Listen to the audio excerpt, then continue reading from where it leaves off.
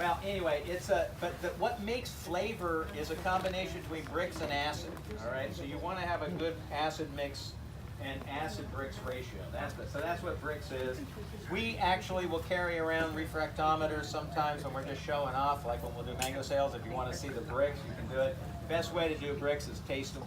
You know, the sweet is better. But again, the acids will sometimes trick you. How about the aroma? Does that have anything to do with the... It has nothing to do with, it won't tell you what they taste like in terms of sweetness, but it'll tell you of all the other flavors. So like, this is coconut cream, and it smells like coconut. All right, so you can smell the secondary compounds a lot more than you can smell. You can't smell sugar, but you can smell all the other flavors. I tend to gravitate toward the one that smell. Well, no, and there's no question we are adapted that way. So we like, everybody likes fruit that, I mean, we like good aromas. Which is, by the way, everyone in the commercial world tried to kill aroma. So they, commercial grocery stores, that's why they keep them so cold. They keep the produce section so cold so they don't smell, because they think it's a horrible thing, aromas. No, truly, I'm sorry, but that's one of the big things they'll all complain about, that tropical fruits stink. It's heaven in here. Yeah, no, of course, it's the best perfume in the world. And by the way, again, you'll see a little bit of that's anthracnose and a little bit of bacteria on these fruit. They make none of that will harm anything in terms of your enjoyment of them. Yes, so this, by the way, Pillsbury, even though it has a kind of a funny name, but Pillsbury is a Bombay seedling, and that comes from Pine Island. A lot of our old varieties came off of Pine Island, Florida. Not Pine Island Nursery, but Pine Island, the location, off of Florida. Pine Island was, I don't know if any of y'all are from Pine Island, but we used to always joke that everyone from Pine Island were either pirates or descendants thereof. But we love Pine Island. It was always great. One of my favorite mangoes growing up is Coggshall. Is Coggshall in there? It should be down here, the seeds. Well, so if we don't have, well, Coggshall has it's a Hayden seedling, and it has similar colors. And the reason I used to always like Pine Island, because pirates are really good storytellers, and they even have the accent, right? You got that whole thing.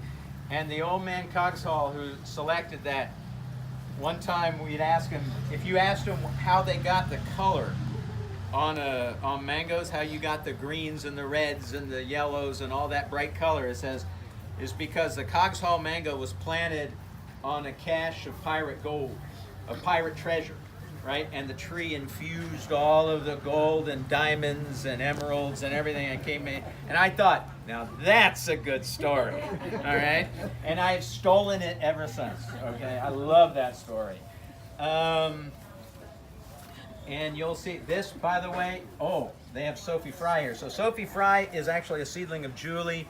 That's one of the original, that's actually named for Gary Zell's grandmother, all right? That's the other cool thing about all of these mangoes. You can tell a whole history story with the names of all these fruit, because all the mangoes carry the names of all the pioneers that were selected for. So the Zills used to name their mangoes for all of their grandparents and their wives and their children, and they go also, you'll see Sophie Fry, Carrie, Dot, Where's the X-Men? Gary Mango, huh? Where's the X-Men? The X-Mark, X, how does this go? That was my bad one. There were, all of those things go through, and then you can also find all the old names of, well, and one thing to always point out, by the way, there are good mangoes from all parts of, anywhere from Palm Beach all the way over to the West Coast, over by Pine Island, up to Merritt Island on the East Coast. But the real epicenter of mango selection was always in this region right around between Miami down through Pinecrest was really where or a lot of the mangoes got selected in old days. Now the modern ones have been, again, up by Zill's Nursery, the stuff we did for Fairchild. There's a few things, I don't know many modern selections that have occurred off of the West Coast. Most of them are old and are kind of recycled. Wise is one, Bailey's Marvel. By the way, is Bailey's Marvel cold sensitive, cold tolerant? You know what the answer is? No. By the way, if you heard me, all right, no. Everyone will tell you it is. Okay, put it through a freeze and you're gonna find out it's still gonna freeze just like all other mangoes. Are there any cold tolerant mangoes? No. Okay, not yet. There are ones who we've always thought they're cold tolerant, but we don't have any proof of any of that. So, can mangoes be grown just like have the same cold tolerance as sweet citrus? Like everyone will also want to say? No. Is it warm enough in this modern world of global climate change to grow mangoes in places where we couldn't grow them? Not yet. Okay, maybe in a while. Okay, and I just want to point one thing out. Okay, when my father came to work here, not here, but over at Trek in Homestead, there were cashew trees with trunks this big around.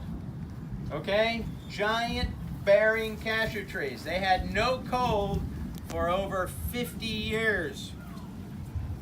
In Homestead, in the early, up until the 1950s, there was nothing from about 1910 up through 1950 to kill the cashew trees in Homestead. All right? No, it wasn't that long. About 30 years that they had. Okay, so are we going to have anything like that? Who knows? It's the weather. We cannot predict that. Okay? One of the things you're going to see also, this is Tahar. Tahar was the Israeli mangoes. I tried to get Israeli mango. I have a lot of friends from Israel, and there's a lot of breeding programs in Israel, and they breed. What they're trying to make is a super Irwin. Okay. When I talked about people that they don't know anything about mangoes, you can plug into that Israelis. Okay. They don't know anything about mangoes. Now, they're incredibly good horticulturists, okay? Because they have an attention for detail and they do incredible stuff. But they should all be taken out and shot for what they've done to mango, okay? And because they want things that are so mild. They don't want anything that has flavor, all right? They want something that will not insult people. I'm all about insulting people. I'm not, I know, we know that, you know that. But no, I'm all about giving people something that scares them a little bit. All right, the Israelis had a whole different idea of how to do marketing of fruit. They wanted something that would go into Europe and be bland. Right. Yeah, and it's not, that's not my idea of fun. So, I used to use a saying, and they used to try to make me stop using this saying, but my father, this is like an upper Midwest saying, and I don't know why but he would always say, the trouble with the Israelis' mangoes, they were like kissing your sister. It's like, you're like a peck on the cheek.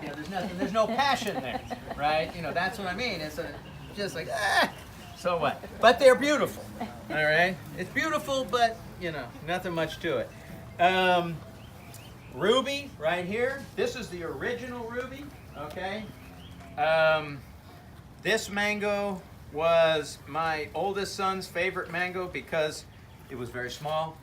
And when you're a little kid and you want a little mango that you can carry around with you, he used to sleep with this mango. All right? Not kidding. So just real quick, we go. My wife's Brazilian. My kids are half Brazilians, of course. And so we go to Brazil, and this mango got taken to Brazil in the 50s by my father, actually. And so they grow it commercially. You can find this in the markets in Brazil. So we go through a little farmer market in Brazil, and they're pulling out mangoes, testing the expert and his children, right? And so they pull out, so they're pulling out boxes of mangoes, and they pull out a box of rubies, and they point my son, he was very small. He looks, he goes, "Oi, papai, ruby." No, it's ruby. And the guy says to me in Portuguese, he goes, "Hey, you see, your kid doesn't know anything about mangoes." I said, "Dude, you have no idea."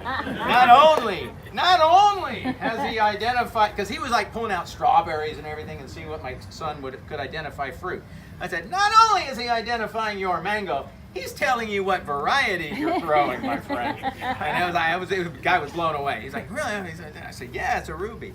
So, you know, and that's and there's all of these fruit on the table, they go all the way back to, you know, you get to, you know, they carry in all of the stories, and they carry all that history as they go back through time, which is really quite cool. So, I